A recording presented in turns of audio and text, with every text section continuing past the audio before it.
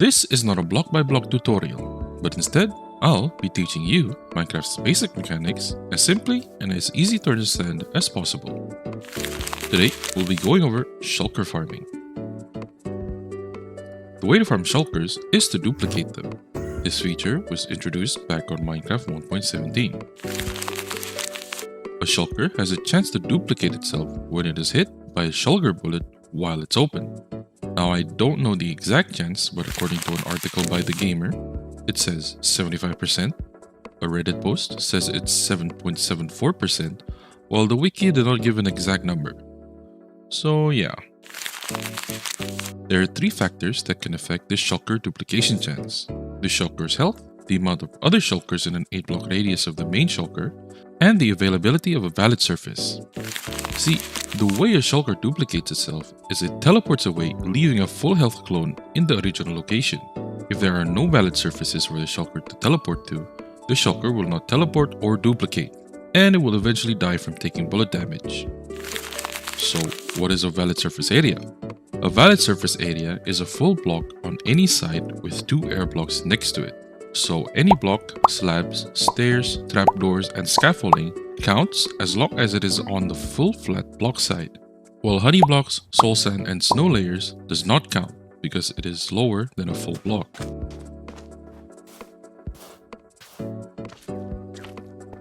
Next, each shulker present in an 8-block radius of the main shulker reduces the duplication chance by 20%.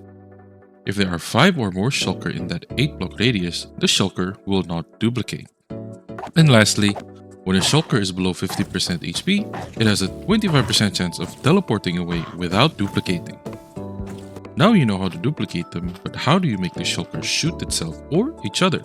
Well, a snow golem will aggro to a hostile mob in a 10-block radius. If a shulker is hit by the snow golem, any shulker in a 9-block radius of the one that got hit will be aggroed towards the snow golem, kinda like Pigmen.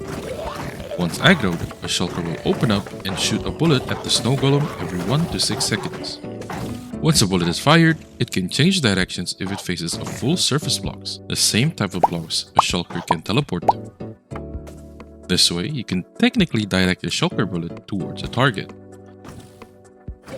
But there's still a chance a shulker bullet can still hit a full block surface and explode. If a bullet faces a non-full block surface like soul sand, honey blocks, and slabs, it will hit the block and explode. Now, the next thing to do is to prevent snow golems from being hit by the bullet, so it can keep aggroing the shulker. One way to do this is by using lava.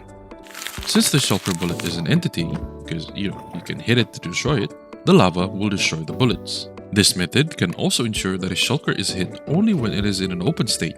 Two interesting things about the shulker is, when a shulker opens itself, it is taller than 2 blocks, just by a couple pixels. And a shulker's head will not burn in lava. So, when you put a lava wall on the shulker's head, the bullets will only hit the top of the head when the shulker is open. Otherwise, the bullets will burn in lava.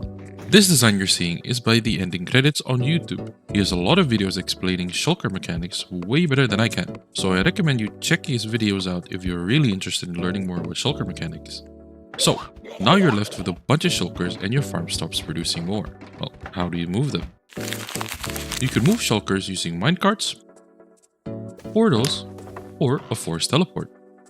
A forced teleport is making a valid surface invalid, because when a shulker is on a non-valid surface, it will teleport to a valid surface. You can do this in multiple ways. First, you can pour liquids like lava or water on the surface. You can open the trapdoor the shulker is on. Or you can move the block the shulker is on with a piston.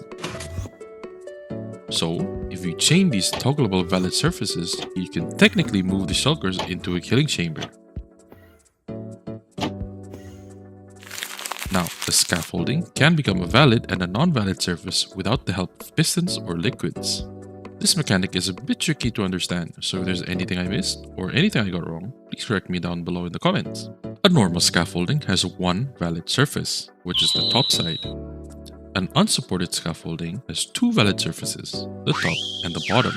However, if you block out the extra air block above a valid scaffolding surface, a shulker will still see it as a valid surface before teleporting. After the shulker is teleported, it realizes that the surface is invalid and will try to find another surface to teleport to. Because of this, you can chain these teleport rooms together to force the shulker out of the 8 block radius after the duplication. This mechanic only works bottom up, which means a shulker will not teleport down.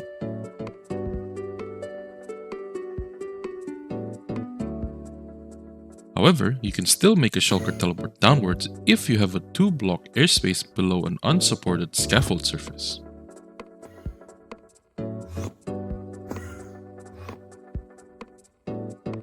This scaffolding design is also created by the ending credits on YouTube. Please check his videos out if you want to learn more. From here, you can kill the shulkers however you want, manually with looting, or automatically with wither roses or entity grabbing. I hope this was easy enough for you to understand, and I hope that you learned something new. As always, if you want to learn more, all the info used for this video is linked down below. If there's any questions or if there's anything I missed, please let me know down below in the comments. Peace.